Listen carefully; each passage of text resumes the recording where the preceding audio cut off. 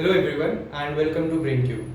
On 22nd of August, the Honorable Prime Minister of India, Shri Narendra Modi, visited South Africa to attend the 15 BRICS Summit that was held in Johannesburg. Along with the 5 countries leader, there were more than 64 countries that was participated in the BRICS Summit. They were from Latin America, Asia as well as from Africa. Several other international organizations were also invited to take participation in the discussion.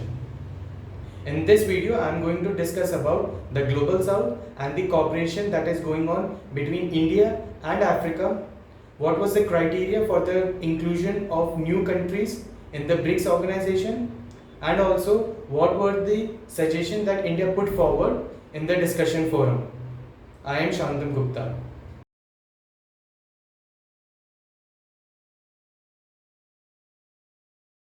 Before I start discussing about the topic that I have just mentioned, I would like to give a brief idea of how exactly the relationship between India and South Africa is. So, the Prime Minister of India, Shri Narendra Modi, first visited South Africa in the month of July 2016. That was basically for the purpose of bilateral visit. And then again in 2018 for the purpose of 10th BRICS Summit. As we all know that the South Africa President Cyril Ramaphosa visited India in the month of January 2019, where he was invited as the chief guest for the celebration of 70th Republic Day celebration that was held in New Delhi. The current BRICS chair was under the leadership of the South Africa, and the theme of the current BRICS summit was Africa and BRICS Partnership for Mutually Accelerated Growth, Sustainable Development and Inclusive Multilateralism. So the first topic that I am going to start discussing about is Global South and cooperation between India and the African countries. So when we use the term Global South, it is not just one of the diplomatic terms that we use, but it also shows the fact that we have a shared and common history. And for that reason, we have unitedly opposed the policy of apartheid as well as the policy of colonialism. Given the fact India has always given its highest priority to its relationship with the African countries. In the recent past, several high-level meetings have been conducted, and the government of India has also opened up around 16 new embassies in the African countries, and currently India is Africa's the 4th largest trading partner and 5th largest investor. India has actually given its assistance in opening of and the establishment of various new projects. For example, the power projects, sugar plantation, the technological park in the Mozambique and Ivory Coast, as well as the opening of campuses by the Indian University in the countries like Tanzania and Uganda. Also, India has given its focus to the capacity building and the infrastructure development in several African countries, and to reduce the digital divide within the Africa. India has given around 15,000 scholarships to the African students in the field of tele-education as well as telemedicine.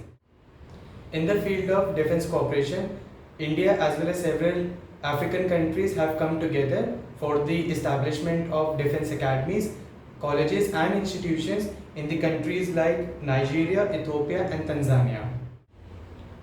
One point I would like to give much attention to the fact that India has actually proposed to give the permanent membership for African Union in the G20, and given the fact that the current G20 chairmanship is under the India's presidency, so we are going to witness the largest ever participation from the African continent in the G20 summit that is going to be held in New Delhi a few days ahead.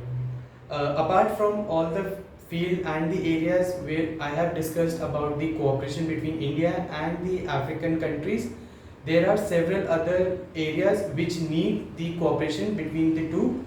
For example, countering terrorism, environmental security, food and health security, climate action as well as the energy security. So the second point that I am going to speak about is the expansion of BRICS. On the occasion of 15th anniversary of BRICS, a crucial decision was taken among the BRIC countries for the expansion of the organization, and India has always fully supported the inclusion of new members in the organization. as India believe that if new countries are added in the organization will become more strengthened, and also it will be much more easier to achieve the collective objective that have been planned. But now the question arises, what were the criteria through which these countries were included? And the answer is that BRICS work on the principle of consensus. So whenever a crucial decision has to be taken, all the BRIC countries have to take a consensus on that particular decision, and this also applies to the expansion of the organization. So at the discussion forum where all the member countries of the BRICS were present, the President of the South Africa, Cyril Ramaphosa, announced that the first phase of the expansion is going to be held, and a total number of 6 new countries will be added in the organization. And these countries are Argentina, Egypt, Iran, Saudi Arabia, Ethiopia and UAE. And the fact that we have to understand is that with all these countries, India have a very friendly and a good relationship, and with the help of BRICS, we will also add a new dimension to a bilateral relationship. The third point that I am going to speak about is the suggestions that were put forward by India at the discussion forum. The first suggestion is related to the cooperation in the field of space, and as we all know that with the successful landing of Chandrayaan 3, which was basically recognized by all the member countries of BRICS, so India put forward the idea of creating BRICS Space Exploration Consortium, which will work as a global good in the field of space research as well as weather monitoring. The second suggestion is in the cooperation in the field of education, skill development and technology. So to make BRICS organization a future ready organization, technology is actually going to play a very important role. And the government of India has taken various kinds of initiative, and to name a few, the first one would be the Diksha, which stands for Digital Infrastructure for Knowledge Sharing Platform to promote the education to the students and children of remote and rural areas. The second is to promote innovation among the school students. The government of India has established around 10,000 adult tinkering labs across the countries. The third is the Bhashini. It is an AI-based language platform which is basically used in India to remove any kind of language barrier. The third suggestion is related to the skill mapping, which will help the member countries of BRIC to understand each other's strength. So through this we can complement each other and also help each other whenever lacking behind in the journey of development. The fourth suggestion is related to the conservation and protection of big cats.